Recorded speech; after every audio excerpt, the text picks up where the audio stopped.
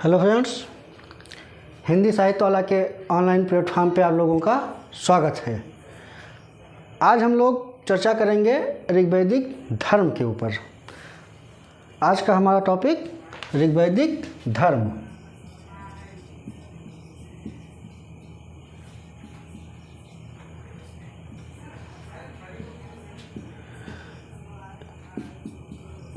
अगर हम ऋग्वैदिक धर्म के विषय में बात करें तो इस धर्म की जो एक प्रमुख विशेषता थी वह था प्रकृति का दैवीकरण। अर्थात आप ऐसा कह सकते हैं कि ऋग्वैदिक आर्य जब प्राकृतिक गुत्थियों को नहीं सुलझा सके तो उन्होंने देवताओं की कल्पना कर ली। और जैसे देवताओं में बात करें सूर्य, चंद्रमा, पृथ्वी और अग्नि। आप लोग जब हम समाज पढ़ा रहे थे तो बताए थे कि यहाँ का समाज पितृसत्तात्मक था। तो पितृसत्तात्मक समाज होने के नाते ऋग्वैदिक धर्म में भी पुरुष देवताओं की महत्व अधिक थी। इन देवताओं में अगर हम बात करें तो इंद्र, अग्नि और वरुण प्रमुख देवता थे। तो इंद्र, अग्नि और वरुण प्रमुख देवता थे। इंद्र इस काल के सबसे महत्वपूर्ण देवता थे क्योंकि इनका 250 सूक्त इनके नाम पर ऋग्वेद में समर्पित है। और वैदिक आर्यों के जीवन में युद्ध का महत्व अधिक था ही, आप लोग जानते हैं। इसलिए इंद्र की महत्ता और अधिक थी। और इनको पुरंदर अर्थात गैर आर्यों के किलों को तोड़ने वाला भी कहा गया है। इनको पुरभिद भी कहा जाता है। इंद्र को ही पुरंदर और पुरभिद भी कहा जाता है। और मैंने बताया 250 सूक्त इनके नाम अंकित हैं। पुरभिद इनको इसलिए कहा जाता है क्योंकि इन्होंने एक राक्षस वृत्र की हत्या की थी। वृत्र की हत्या कर जल को मुक्त कराने का श्रेय इन्हीं को दिया जाता है। दूसरे महत्वपूर्ण देवता अग्नि थे। इनका 200 सूक्त इनके नाम समर्पित है ऋग्वेद में। अग्नि का उपयोग खाना बनाने में ही नहीं बल्कि जंगल को साफ करने में भी किया जाता था। इनको मनुष्यों का देवता, ब्राह्मणों का देवता और मनुष्य एवं जो है मानव एवं देवता के मध्यस्थ के रूप में भी इनको माना जाता है। तो अग्नि की अगर हम बात करें तो 200 सूक्त इनके नाम और इनको मनुष्य एवं देवता के मध्यस्थ के रूप में जाना जाता था।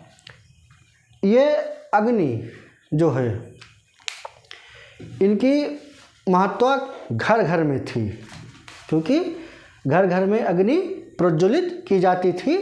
इसलिए इनको घर घर का अतिथि भी कहा जाता था। और हम तीसरे महत्वपूर्ण देवता की बात करें तो वो हैं वरुण। वरुण को जो है अगर हम देखें तो वरुण को ऋतस्य गोप कहा गया है, मतलब प्राकृतिक नियमों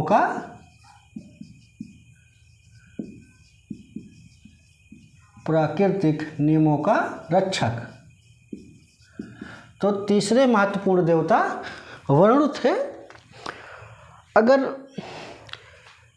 देखें इस काल में तो ऋत की परिकल्पना वैदिक आर्यों की आध्यात्मिक उड़ान थी। इसका प्रतीकात्मक अर्थ यह है कि ऋग्वैदिक आर्य भौतिक स्तर से ऊपर उठकर नैतिक मूल्यों की भी चिंता करने लगे थे। जैसे कि ऋग्वेद में कहा गया है जो पासा खेल के ऋत की रक्षा की जा सकती है।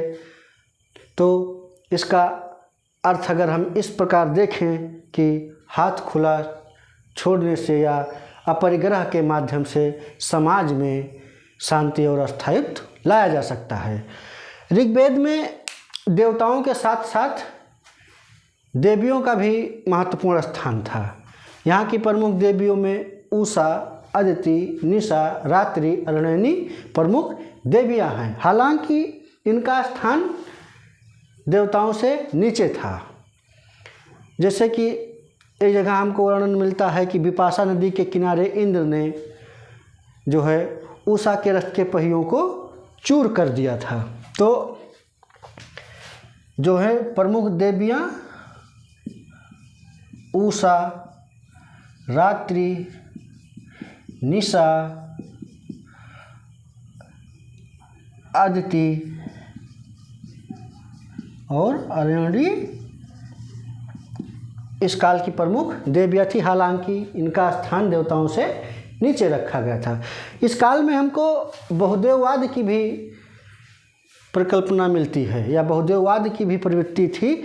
33 देवताओं की परिकल्पना की गई है, जिनमें इनको पृथ्वी लोक, आकाश लोक और वायु लोक में बांटकर देखा गया है। तो और इसी काल में धार्मिक एकाधिकवाद की भी हमको जो है प्रवृत्ति का विकास होने लगा। किसका? धार्मिक एकाधिकवाद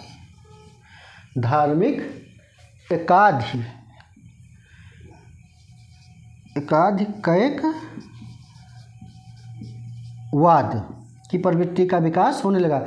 इसके कहने का मतलब ये है कि इस काल में अलग अलग स्थिति में पृथक पृथक देवताओं को श्रेष्ठ घोषित करना, अलग अलग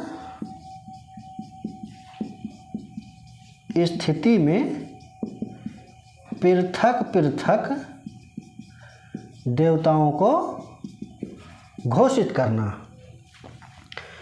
और हमको आगे ऋग्वेद में एकेश्वरवाद के भी तत्व दिखाई देने लगते हैं। जैसे अग्नि वाले सूक्त में कहा गया है, अग्नि एक है अथवा अनेक।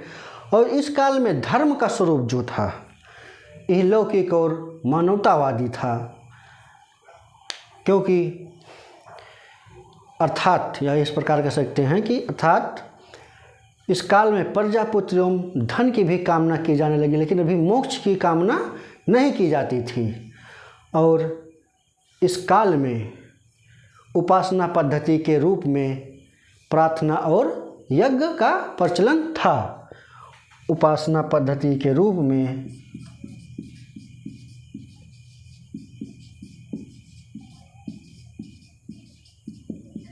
में प्रार्थना और यज्ञ का प्रचलन था। हालांकि यज्ञ में पशु बलि और मंत्रोच्चारण को भी महत्व नहीं प्राप्त हुआ था। तो ये था ऋग्वैदिक कालीन धर्म के विषय में चर्चा। अब हम लोग आएंगे उत्तर वैदिक काल पे, और उत्तर वैदिक काल में भी समाज, राजनीति, अर्थव्यवस्था और धर्म पे चर्चा करेंगे। तो आप लोग मेन पॉइंट नोट कर लीजिए। तो मिलते हैं नेक्स्ट क्लास में। धन्यवाद।